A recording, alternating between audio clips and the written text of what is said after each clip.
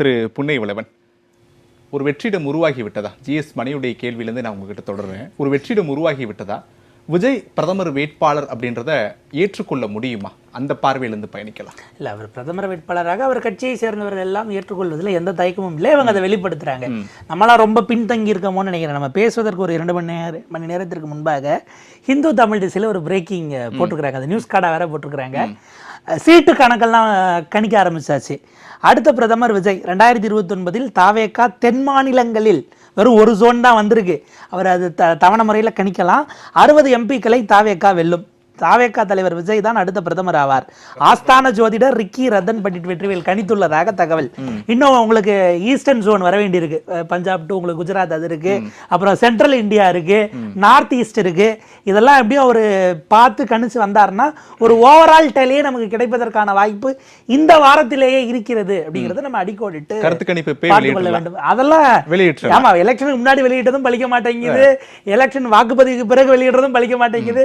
சம்பந்தம் இல்லாம வேற ஒன்று ரிசல்ட்டா வரும்போது அவங்கவங்க ப்ரெடிக்ஷன்ஸ் ஆரம்பிச்சிட வேண்டியது. ஆக்டோபஸ்க்கு உணவு கொடுத்து ஃபுட்பால் கணிப்பாங்கல்ல, அந்த மாதிரி நம்ம எலெக்ஷன் ப்ரெடிக்ஷன்ஸ்லையும் இறங்கிடலாம். இப்போ என்னன்னா, இது இதில் விருப்பம் இருக்கிறதா இல்லையா? ஏன்னா இதில் இப்போ அதை உள்ள தலையிட்டோ இல்லை அதை தவிர்ப்பதற்கோ இது என்ன பிரச்சனையாது ஐ திங்க் பேசும்பொழுது குறிப்பிடப்பட்டது. காங்கிரஸ் அதை சீரியஸாக பார்த்துக்கலாம், அந்த கட்சி அவங்க தலைவரை புகழ்றாங்க என்பதாக.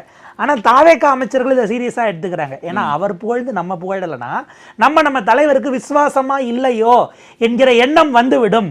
அப்போ நம்ம பிரதமராவோன்னு இவங்களுக்கு நம்பிக்கை இல்லையா, ஏன் இவர் வாயை திறக்க மாட்டேங்கிறாருன்னு ஒருவேளை தலைவர்கிட்ட நம்மளை மாட்டி விடுறதுக்கு ஆட்கள் வந்துருவாங்களோன்னு அது வரிசையாக அடுத்தடுத்து ஒவ்வொருவராக போல செய்தலுக்குள்ள போறாங்க. இப்படி கூட யோசிக்கலாம்ல, ஒரு கூட்டணி தர்மம் இருக்கு, ஒரு கூட்டணின்ற ஒண்ணு இருக்கு.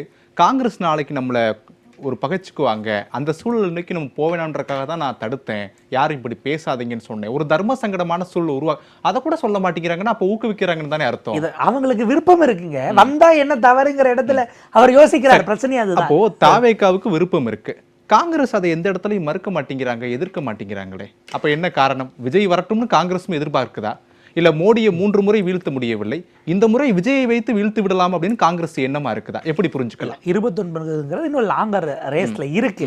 அவங்க இந்த முறையும் முதல்ல பிரதமர் வேட்பாளரை அறிவித்து தேர்தலை சந்திப்பார்கள் நான் நினைக்கல. இந்த முறையும் கூட 2004 ஃபார்மேட்ல அன்றைக்கு எங்கள் பிரதமர் வாஜ்பாய், உங்கள் பிரதமர் யாருன்னு கேட்டபோது பிரதமரை சொல்லாமல் தான் அவர்கள் தேர்தலை சந்தித்தார்கள். அந்த ஃபார்மேட்டுக்கு தான் இந்த முறையும் போவாங்க. ஏன்னா முதலமைச்சர் ஆஸ்பிரன்ஸ் எக்கச்சக்கமாக இருப்பார்கள்ங்கிறது அதுல நம்ம அடிக்கோடிட்டு பார்க்கணும். அதனால அவங்க அந்த ஃபார்மேட்டுக்குள்ள தான் போறாங்க. நீங்க தாவேகா தரப்பு அப்படின்னும் போது அவங்களுடைய ப்ரெடிக்ஷன்ஸை பாருங்க. இப்ப இந்த எம்எல்ஏக்கள் அல்லது அமைச்சர்கள் ஏன் பேசுறாங்க? அவங்க ஜெயிச்சதுக்கு காரணம் அவருடைய முகம்தான். அவங்க காங்கிரஸ் வந்தது, ஆதரவு கொடுத்து முதலமைச்சரான அமைச்சரான என்ன எம்எல்ஏவா இந்த சட்டமன்றத்தை உள்ள கூப்பிட்டு வந்த அவர் முகம் தான் போது அவர் சென்ட்ரியாக நான் பேசுறேன்னு அவர் பாக்குறாங்க. பொதுவாக என்ன சொல்லுவாங்க, தமிழ்நாடு தான் பொலிட்டிக்கலி ஒரு வைப்ரண்டான மண்ணு, அங்க பாத்தீங்கன்னா இப்படி இருப்பாங்க, இந்த பார்வை உண்டுன்னு. நம்ம அங்கேயே ஜெயிச்சு வந்துட்டோம் அப்படின்னும் போது ஒப்பீட்டளவில் இதே பேட்டர்ன் செட் ஆகுதா இல்லையான்னு ட்ரையல் பண்ணி பார்ப்போம். ஜெயிச்சாதான் நம்ம முதல்வர் பதவியை ராஜினாமா பண்ணணும். இல்ல ராஜினாமா பண்ணிட்டு போய் நிக்க போறது இல்ல. ட்ரையல் பாக்குறாங்கன்னா தலைமையுடைய விருப்பத்துல தானே பார்க்க முடியும். அப்ப தலைமைக்கு விருப்பம் இருக்கா இந்த விவகாரங்கள்? தலைமை ரசிக்கிறது, இதை விரும்புகிறதுங்கிறதுனாலதான். இல்லைன்னா அட்லீஸ்ட் அவர் சட்டமன்றத்துக்குள்ள இருக்கும்போது முதல் புகழ்வரை சட்டமன்றத்துக்குள்ளதான் அமைச்சர் ராதாகிருஷ்ணன் அவர்கள் தொடங்கினதை நினைக்கிறேன். அதுக்கு பிறகு உள்கூட்டம், உள்ளரங்கு, வெளியரங்கு எல்லா இடங்களிலும் வருகிறது. சமூக வலைதளங்கள் அதுக்கான ரீச், அதனுடைய பேட்டர்ன் அப்படிங்கிறது. நேற்றைக்கெல்லாம் DW அவங்க இன்டர்நேஷனல் மீடியா அவங்க ஃபேக்ட் செக் பண்ற அளவுக்கு போயிருச்சு. பாகிஸ்தானுக்கு சிறப்பு விமானத்தில் போய் சிறையில் இருக்க முன்னாள் பிரதமர், அந்த நாட்டினுடைய ராஜாங்க கைதி, அவர் இம்ரான் கானை சந்தித்து அவருக்கு ஆதரவு தெரிவித்து அவர் சகோதரியை சந்தித்துட்டு வந்தார்னு இன்டர்நேஷனல் மீடியா ஃபேக்ட் செக் பண்ற அளவுக்கு நேரடியாக தாவேகா பரப்புச்சுங்கிறது நம்ம எவிடன்சஸ் இல்லை. ஆனால் இவர் தொடர்பாக வருகிறது என்று சொன்னால் நீங்க சர்வதேச, இன்றைக்கு முதலமைச்சர், நாளைக்கு பிரதமர், நாளை கழிச்சு அமெரிக்க ஜனாதிபதி, அதுக்கு அடுத்த நாள் நீங்க கேட்பீங்க சனி ஞாயிறு வரும். அதற்கு பிறகு ஐநா சபையினுடைய பொதுச் செயலாளர் கூட ஆகட்டும் எங்க தலைவருக்கு என்ன தகுதி குறைச்சல் அவங்க கேட்கலாம். ரொம்ப நாளா நான் ஸ்கூல் படிச்ச காலத்துல இருந்து அப்ப பான் கி மூன் இருந்தாரு, இப்ப அண்டோனியோ கட்ரஸ் இருக்கலாம். ஒரு தமிழர், ஒரு ஆறா உள்ளவர், நீங்க டெல்லியில இருந்து ரொம்ப நாள் செய்தி எல்லாம் சேகரிச்சிருக்கிறீங்க. என்னைக்காவது ஒரு எம்பி பிரதமருடைய முகம் அவர் முன்னாடி உட்கார்ந்துருக்காரு பார்க்க முடியல, சைட்ல ஒரு ஸ்கிரீனை கட்டினா அந்த ஆறாவை நான் பார்த்துக்கிட்டே இருக்கலான்னு யாராவது ஒரு எம்பி, அந்த ஆறா பிரதமர் மோடிக்கு கிடையாது, நீங்க பாத்தீங்கன்னா அங்க ட்ரம்புக்கு கிடையாது. பார்லிமெண்ட்ல ஒரு பெரிய டிவி இருக்கும், 2 டிவி இருக்கும், அதில் க்ளோஸில் காமிச்சுக்கிட்டே இருப்பாங்க, எம்பிக்கள்லாம் பார்த்துக்கிட்டே இருப்பாங்க. இங்கே இல்லை, அதனால கேட்குறாங்க. அப்போ அதில் ஒரு நியாயம் இருக்கு. அந்த ஆரா இப்போ பிரதமருக்கான அந்த ஆராவை இல்லை புன்னை, நம்ம இப்படி முடிச்சுக்கலாம் புன்னை வளவன். இப்போ ஒரு ஆழம் பார்க்குறாங்க அப்படின்னா அந்த விவகாரத்தை நம்ம புரிஞ்சுக்கணும். ஏன்னா தமிழ்நாட்டோட நிறுத்தி விடலை இந்த பேச்சை, பிரதமர் ஆக வேண்டும், எதிர்கால பிரதமருடைய வேட்பாளர்னு. வட மாநிலங்களில் விஜய் சார்ந்த வீடியோக்கள் அதிகம் பரப்பப்படுது. மருத்துவமனைகளில் உண்டியல் வைக்கிறாங்க, இது போன்ற விஷயங்கள் நீங்களும் பார்த்துருப்பீங்க, ஐ திங்க் எல்லாருமே பார்த்துருப்பீங்க. அப்படின்றப்போ இவங்களுடைய பார்வையே வேறு கோணத்தில் போயிருக்கு.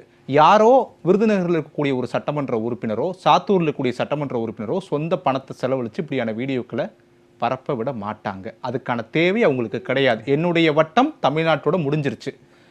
பிரதமர் அப்படின்ற கனவை நோக்கி போகும்போது வட மாநிலங்கள் இது போன்ற வீடியோக்கள் பரப்பப்படுது அப்படின்னா ரொம்ப வருஷத்துக்கு முன்னாடியே எங்களுடைய பிளானை நாங்கள் தொடங்கிட்டோம் அப்படின்னு தானே நிரூபிக்க முயல்றாங்க. அப்படிதான் நம்ம புரிஞ்சுக்கணும். கடந்த காலங்களில் பார்த்துருக்கோம்ல, அதுதான் கேட்குறேன். அடிப்படையில் இன்றைக்கு எண்ணிக்கை குறைபாடின் காரணமாக இந்த கூட்டணி கட்சிகளோட அகாமடேட் பண்ணியிருக்கமே தவிர எங்களுடைய நிலைப்பாடு இதுதான் நீங்க ஃபிக்ஸ் பண்ணிக்க வேண்டான்னு கூட்டணி கட்சிகளுக்கு ஒரு செய்தி இருக்கு. இரண்டாவது, பிரதமர் நாங்க பொசிஷன் பண்ணிட்டு இருக்கிறோம், நாளைக்கு ராகுலை ஆதரிப்போம், காங்கிரஸோடு நாங்கள் தொடருவோம் அப்படின்லாம் நினைச்சுக்கிட்டு எங்களை தொல்லை பண்ணாதீங்க என்று பாஜகவுக்கும் அதில் ஒரு செய்தி இருக்கிறதுன்னு பாக்குறேன். நீங்க போர் அடிக்குதான்னு கேட்டிருந்தீங்க. நேற்று முன்தினம் தான் 110 விதின் கீழே அவர் நிறைய அறிவிச்சாரு. நேற்றைக்கெல்லாம் சபை ஏறத்தாழ 8 இருந்து 8.25 மணி நேரம் நடந்ததுன்னு நினைக்கிறேன். 8.25 மணி நேரம் நேற்றைக்கு அவர் பேசவே இல்லைன்னா ஒரே பொசிஷன்ல உட்கார்ந்து இருக்கும்போது அடுத்த இலக்கு என்னன்னு யோசிக்க முடியும். போர் அடிக்க தான் செய்யும். அவருடைய துறையை தான் அங்க குடிநீர் வழங்கல அமைச்சர் ராஜ்மோகனும், சிறப்பு திட்ட செயலாக்கத்துறை இவரும் பேசுறாரு, ரமேஷும் பேசுறாரு. நாளைக்கு கிராமப்புற வறுமை ஒழிப்பு அமைச்சர் ஆனந்திட்ட வரப்போகுது, மாற்றுத்திறனாளிகள் நலன் அமைச்சர் ஜெகதீஸ்வரிட்ட வரப்போகுது. அன்றைக்கெல்லாம் முதலமைச்சர் இருக்கும்போது அடுத்த இலக்கு. ஏன்னா இப்ப கொடுத்த வாக்குறுதி எல்லாம் நிறைவேற்றியாச்சு, எதுவுமே மிச்சம் இல்ல. தமிழகத்தை பிடிச்சிட்டோம், இனி அடுத்து இந்தியாவை பிடிக்க வேண்டும், இந்தியாவை ஆட்சி செய்ய வேண்டும். அந்த பாதையில தாவேகா பயணிப்பதற்கான அணுகுமுறையை தொடங்கிட்டாங்க. அப்படிதான் முழுவதுமா புரிஞ்சுக்கணும். இதுல என்னன்னா நமக்கு இழப்பதற்கு ஒன்றும் இல்ல. நீங்க ராஜினாமா பண்ணிட்டு போய் அங்க நின்னு ஜெயிக்க போறது இல்ல. ஜெயிச்சுட்டா ராஜினாமா பண்ணிக்கலாம். இல்ல புன்னை இழப்பதற்கு இருக்குல்ல. நீங்க காங்கிரஸ் இழந்துருவீங்கல்ல நாளைக்கு. நீங்க இப்படி பிரதமர் கேண்டிடேட்னு சொன்னீங்கன்னா நாளைக்கு காங்கிரஸ் உங்க விட்டு போயிரும்ல. அது ஒரு பெரிய இழப்பு இல்லையா? தாவேகாவுக்கு இடைத்தேர்தலுக்கு மட்டும் தடை விதிக்காமல் இருந்திருந்து நேரம் அனௌன்ஸ் பண்ணியிருந்தா போதுமான எண்ணிக்கை வந்த பிறகு போயிட்டு வரீங்களான்னு அவங்களே அனுப்புற நிலைக்கு தான் இருப்பாங்க. எல்லாரும் திரும்ப திரும்ப ஒரு விஷயம் கேட்பாங்க இல்லையா, பாஜகவோடு திமுக போகாதான் நீங்க கேரண்டி தர முடியுமான்னு. நம்மளால யாராலையும் முடியாது. அதே மாதிரி 29 தேர்தலில் காங்கிரஸோடு தான் தாவேகா இருக்கும்னு யாராவது சொன்னா நம்பாதீங்க. அவங்க தான் உள்ள வரும்போது அடுத்த உள்ளாட்சி தேர்தல், அடுத்த லோக்சபா தேர்தல், அடுத்த ராஜ்யசபான்னு சொன்னாங்க. தாவேகா இப்போது காங்கிரஸ் உள்ளிட்ட கட்சிகளோடு கூட்டணி ஆட்சியில் பங்கு வகிக்கிறார்கள். தேர்தல் கூட்டணின்னு இதுவரை அதிகாரப்பூர்வமாக அவர்கள் அறிவிக்கவில்லை. திரு புன்னைவளவன், சட்டமன்றத்தினுடைய அணுகுமுறையை நம்ம எப்படி புரிஞ்சுக்கலாம்? தாவேகாவும் திமுகவும் மோதி பார்க்கக்கூடிய ஒரு களமாக சட்டமன்றம் மாறி வருகிறதா? அப்படிதான் புரிஞ்சுக்கணுமா? எதிர்காலங்கள்லயும் இது போன்ற நிலைகள் இருந்துச்சு, ஆனா இப்ப கொஞ்சம் அதிகமாயிருக்கோ, வார்த்தைகள்ல தொடங்கி நடவடிக்கை வரைக்கும் அதிகமாயிருக்கோ அப்படின்ற ஒரு கேள்வி எழுதல. எப்படி பார்க்குறீங்க? இல்ல, அது ஒரு பாயிண்ட்டை கடந்து ஏதோ ஒரு இடத்துல அது ஈகோ யுத்தமாக அந்த இடமே மாறுகிறதா என்கிற கேள்வி நமக்கு எழுகிறது. எந்த ஈகோ? தனிப்பட்ட நபர்களுக்கு இடையிலான ஈகோ யுத்தமாகவும் அது பரிணமிக்கிறதா என்கிற கேள்வி வருது. நீங்க சில நேரங்களில் பார்த்தா நீங்க அமைச்சர் ஆதவ் அவர்களுடையது அந்த இடத்துல அவர் பதிவு செய்வதற்கு ஒரு பர்ஃபார்மேட்டிவ் அப்படிங்கிறது இன்றைக்கு உள்ள இருக்க எல்லார்கிட்டையுமே வர தொடங்கி இருக்காங்கிறது. அதை கேமராவுக்காக நீங்க டெல்லியிலே இருந்தனால உங்களுக்கு ஆரம்ப காலகட்டத்தில் இருந்த சீனியர்ஸும் மேபி அதை உங்களுக்கு ஷேர் பண்ணியிருக்கலாம். சன்செட் டிவி முதல்ல வருவதற்கு முன்பாக அப்படின்றது ரொம்ப கேஷுவலாக இருக்கும். ஆரம்ப காலகட்டம் ஒரு ஃபேஸ் வரைக்கும் கேமரா இருக்கு, நம்ம சிரிச்சிடக்கூடாது, இல்லை அந்த பக்கம் பார்த்து ஸ்மைல் பண்ணால் கூட ஏதாவது ஆயிருமோன்னு இருந்தாங்க. இப்போ அதெல்லாம் ஒரு நெகிழ்வுத்தன்மைக்கு வந்துருச்சு அப்படின்னு சீனியர் சொல்லி நான் கேட்டிருக்கேன்.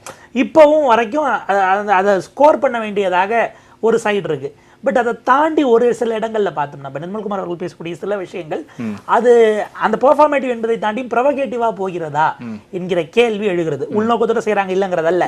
அந்த அரசியலே ஏறத்தாழ நம்ம ரிவர்ஸில் யோசிப்போம். இதில் ஒன்று எடப்பாடி பழனிசாமி, ஸ்டாலின் இவர் சிஎம் இருந்த காலகட்டத்தில் இவங்க பெர்ஃபார்ம் பண்ணுங்குதுங்கிற ப்ராடரான ஒரு இடத்துல எடுத்துக்கலாம். இப்போ நிர்மல் அவர்களுடைய சில பேசுங்கிறது ஜெயலலிதா அம்மையாரும் கலைஞரும் இருந்த, கருணாநிதி அவர்கள் இருந்த அந்த காலகட்டத்தில் அந்த பக்கம் பார்க்கவே கூடாது என்கிற அந்த ஒரு பேட்டர்னில் அவர் அணுகிறாரோ என்கிற ஒரு பார்வை அது விமர்சன பூர்வமாக இருக்கு. அதை பரிசீலனை பண்ண வேண்டியது. ஒட்டுமொத்தமாக அந்த அவையினுடைய மாண்பு தேர்ந்தெடுக்கப்பட்ட 200 இன்னைக்கு அதில் 6 பேர் ராஜினாமா பண்ணிட்டாங்க. உள்ள இருக்க 227 பேர் இருக்கும். சார் வேற பாட்டுன்னு திரும்ப சொல்லி எனக்கு சபாநாயகர் அவருடைய முகத்துக்கு பதிலாக அப்துல் ஹமீத் அவர்கள் முகம் மைண்டுக்குள்ள வந்து போற அளவுக்கு ஆயிடுச்சு. இதுல என்னன்னா இந்த சட்டமன்ற கூட்டத்தொடரை பொறுத்தவரை ஏன்னா ஒரு 100 நாள் தான் ஆயிருக்குங்கிறதுனால இந்த இடத்துல ஒரு அட்டாக் மோடுல குற்றச்சாட்டுகள் அடுக்கிற இடத்துல தாவேகா போய் நிற்குது, பதில் சொல்லக்கூடிய இடத்துல இல்ல டிஃபெண்ட் பண்ணிக்க வேண்டிய இடத்துல திமுக போய் நிற்கிறது. ஆப்போசிட்டா மாறிடுச்சு. ஆளுங்கட்சியை நோக்கி பதில் போவதற்கு பதிலாக கேள்வி எழுப்புற இடத்துல அவங்க நிக்கிறாங்க. ஏன்னா இந்த 100 நாட்கள்ல நீங்க ஒன்றும் பெரிய விமர்சனங்களை எல்லாம் வச்சிட முடியாது. இருக்கிறதே இவங்க கேட்டாங்களாங்கிறது அடுத்த கேள்வி. நீங்க வீட்டு நகராட்சி நிர்வாகம் சார்ந்து வரக்கூடிய துறையில பேசுறாங்க, சொத்து வரி குறித்து திமுகவும் பேசல அதிமுகவும் பேசல, நம்ம என்னவா புரிஞ்சுக்க வேண்டியிருக்கு. நேற்றைக்கு மிக முக்கியமான துறை இன்ஃபர்மேஷன் டெக்னாலஜி அண்ட் ஆர்டிஃபிஷியல் இன்டெலிஜென்ஸ்க்கு விவாதம் நடக்கிறது. அந்த மானிய கோரிக்கை குறித்து ஒரு உறுப்பினர் கூட பேசல, ஒருவர் கூட பேசாம அந்த அமைச்சர் பதில் அளிச்சிருக்கிறார். அதனுடைய கிராண்ட்ஸ் குறித்தே விவாதமே வராம ஒரு அமைச்சர் போறாருன்னா அப்ப நீங்க ஏஐ குறித்து உங்களுடைய புரிதலோ இல்ல ஐடி குறித்து உங்களுடைய புரிதலோ என்னவாக இருக்கிறதுங்கிற கேள்வி. இப்ப இதுல இவங்க தரப்புல இன்னும் கத்துக்க வேண்டிய தூரம் இருக்கு, ஜாஸ்தியா இருக்கு. சபாநாயகர் சொன்ன, பேரவைத் தலைவர் சொன்ன ஒன்னதே சொல்றேனே, நீங்க இன்னும் வேகமா உங்களோட துரிதமா நீங்க போக வேண்டிய தூரம் இருக்கு. இப்போ இருக்கிற வேகம் பத்தலன்னு சொன்னது பேரவைத் தலைவர். 8000 கேள்விகள் எனக்கு எம்எல்ஏக்கள் மூலமா வந்திருக்கு. நான் ஃபில்டர் பண்ணி 730 துறைகளுக்கு கொடுத்தேன். 170 சொச்சம் தான் வந்திருக்கிறது. சீஃப் செக்ரட்டரி எல்லா செக்ரட்டரிஸ்க்கும் உத்தரவிட்டு அதை துரிதப்படுத்தணும். அமைச்சர்களும் வேலை வாங்கி அவைக்கு நீங்க கொடுக்க வேண்டியது இன்னும் கூடுதலாக உழைக்க வேண்டும்னு அது வித் கன்சர்னோட அவர் சொன்னார். இவங்க போக வேண்டிய தூரம் அதிகமாக இருந்தாலும் கூட இந்த ஃபர்ஸ்ட் லைவ் அப்படிங்கிறதுனால இங்க எல்லாருமே பர்ஃபார்மேட்டிவா தான் நடந்துட்டு இருக்காங்க. தயவு செய்து அந்த பார்டர்ஸ் பவுண்டரிஸை நீங்க வெல் டிஃபைன் பண்ணிக்க வேண்டிய தேவை வந்திருக்கிறது. நாட்கள் கடக்க இந்த நிலையும் மாறும். இதுவே கூர்மைப்படுமாங்கிறது தான் அது அன்பிரடிக்டபிளா இருக்கிறது. இது மெருகேறி பண்பட போகிறதா இல்ல இதுல ஸ்பார்க் ஆகி இந்த த்ரெஷோல்டு உடைய போதாங்கிறது தான் சவாலாகும்.